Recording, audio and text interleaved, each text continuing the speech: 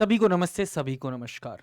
मैं इस सेशन को स्टार्ट करने से पहले मैं आपको एक कहते हैं ना डिस्क्लेमर देना चाहता हूँ कि जो बातें आज मैं कहने वाला हूँ वो आपके हित की हैं।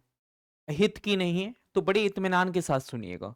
यदि आप आज नहीं सुन सके तो शायद आप अपने लिए आवाज तक नहीं उठा पाएंगे। तो एक आपने 2 दिन से देखा होगा, परसों आपके बिहार के सीएम जी ने क्या डाला, एक पोस्ट की कि बिहार एस्टेट जो है वो बीपीएससी 4.0 के बाद होगा। तो ये जो खबर है इसकी सच्चाई कितनी है? बिहार एस्टेट बीपीएससी 4.0 के बाद होगा या नहीं होगा? एक महाआंदोलन होगा। क्या महाआंदोलन हमें करना चाहिए? क्या हमें अपनी हित की बातें सरकार के सामने रखनी चाहिए? एक बहुत बड़ी उम्मीदों के साथ, बहुत कहते हैं ना हिम्मत के साथ आपके सामने रूबरू हो रहा हूं, बहुत सारी इंफॉर्मेशन के साथ। तो चलिए, मैं कार्तिक गुप्ता आप सभी का स्वागत करता हूं कार्तिक सर ऑफिशियल प्लेटफॉर्म पर, जो बिहार के स्टूडेंट्स के लिए हमेशा से ही सजग और सचेत करने के लिए बात की है।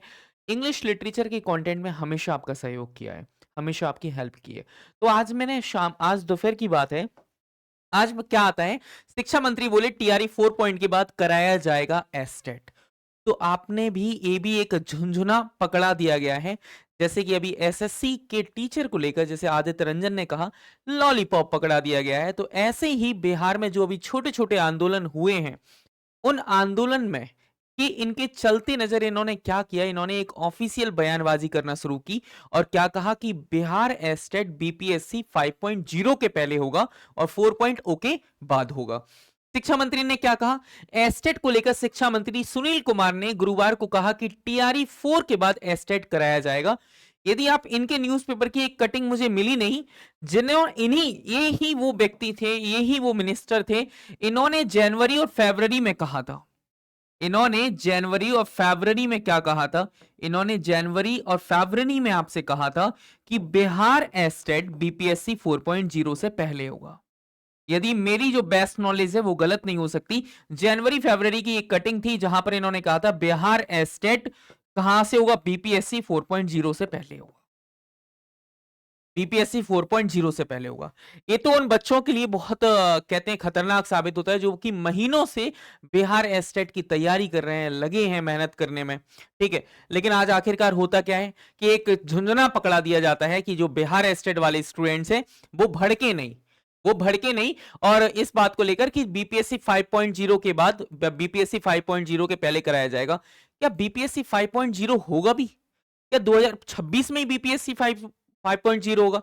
हो सकता है 2027-28 में जाकर हो। जो हालत इन्होंने बीपीएससी 4.0 में की है, हमें लगता है कि बीपीएससी 5.0 या 2026 क्या 2027 तक भी करा लें, ये भी अपने आप में एक बहुत बड़ी बात होगी। ये तो वही वाली बात हुई जैसे कि इन्होंने पहले 2022 2023 में इन्होंने एस्टेट का एग्जाम लिया, 2 साल कोई एग्जाम नहीं लिया एस्टेट का, और इन्होंने कहा था कि हर एक साल में 2 बार पेपर लिया जाएगा।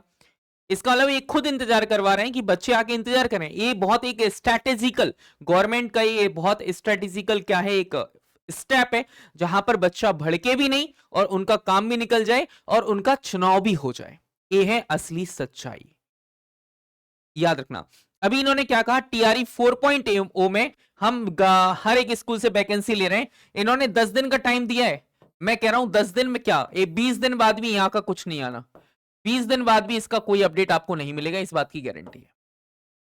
20 दिन के बाद भी इसका कोई भी अपडेट नहीं मिलने वाला, क्योंकि अभी चुनाव सर पे है। आप कॉमन सेंस लगाकर देखिए, 45 दिन बाद आचार संहिता लग जाएगी बिहार के अंदर, और जब बिहार के अंदर आचार संहिता लग चुकी होगी तो क्या ही मतलब है?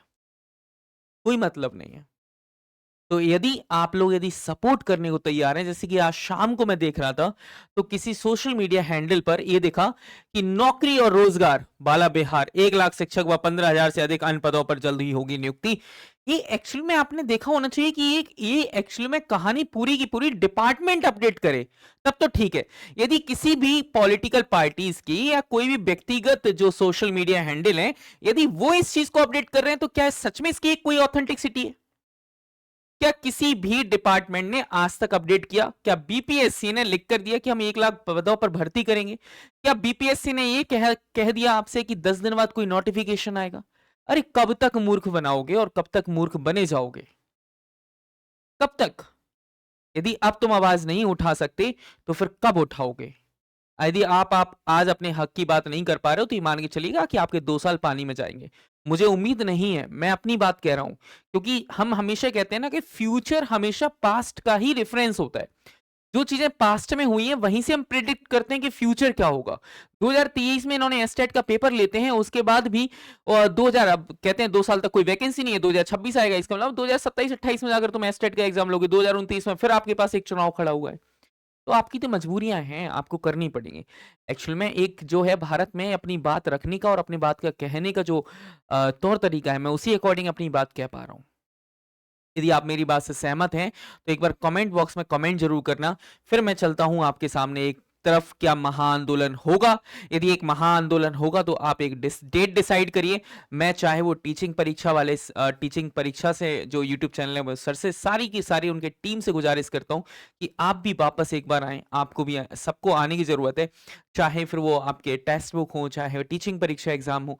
जितने भी टीचर्स हैं सबको आपकी तरफ आना चाहिए और एक बहुत बड़ा आंदोलन करना चाहिए जैसे कि एसएससी में हुआ है। कम से कम सरकार के कानों पर एक बार वापस से गूंज जो है बच्चों की पहुंचेगी और वो इस बात को समझ पाएंगे कि बिहार एस्टेट कराना कितना जरूरी था। कितने लोगों की उम्मीदें थी, कितने लोग माँ-बाप से बस ये कह रहे थे कि बस इस बार हम सरकारी नौकरी ले लेंगे, बस एक बार एस्टेट का एग्ज़ाम होने दो। पता नहीं कितने लोगों की यो जो आप कहते हैं कि भावनाएँ, उम्मीदें सब इस एग्ज़ाम से जुड़ी हुई थी और एक मिनिस्टर के एक कहते हैं ना कि एक मिनिस्टर के सिर्फ़ एक मिनिस्टर हैं, सीएम हैं, इनके एक ट्वीट ने आपको हिला दिया। आपके जो इमोशंस हैं, आप जो जितनी मार्मिक कंडीशन से आप कह रहे थे कि हम इस बार क्वालीफाई करेंगे, बस एक बार एस्टेट होने दो, वो सब खत्म होती जा रही हैं। यदि आप तैयार हैं, तो मैं सारे टीचर्स के साथ गुज़ारिश करना चाहता हूँ कि हम सबको आगे आकर एक बहुत बड़े आंदोलन के लिए अपनी डिमांड को रखना चाहिए। आंदोलन का मतलब किसी भी सरकार की कोई प्रॉपर्टी को टूट-फूट करना नहीं है, ना ही किसी पब्लिक जो भी आपकी पब्लिक प्रॉपर्टी है, कोई भी उसे तोड़-फोड़ करने की ज़रूरत नहीं है। कहते हैं कि सारी की सारी जो चीज़ें हैं, कि उनकी प्रॉपर शांति के साथ एक धरना प्रदर्शन करने की ज़रूरत है। यदि आप मेरी बात से एग्री करते हैं, तो एक बार कमेंट बॉक्स में कमेंट ज़रूर करिएगा। Thank you so much. बाकी बात करेंगे नेक्स्ट सेशन में। जब तक के लिए आप मेरे साथ अपडेट रह सकते हैं। मेरे टेलीग्राम चैनल पर सारी चीज़ों को आप जो सारी चीज़ों से आप अपडेट रह सकते हैं। तो आप एक काम कर सकते हैं कि आप टेलीग्राम चैनल को आप ज्वाइन कर सकते हैं इंग्लिश विद कार्तिक सर के साथ। लिंक जो है वो डिस्क्रिप्शन बॉक्स में। Thank you so much. हँसते रहिए, मुस्कुराते रहिए, खुश रहिए। Thank you. Bye bye, take care.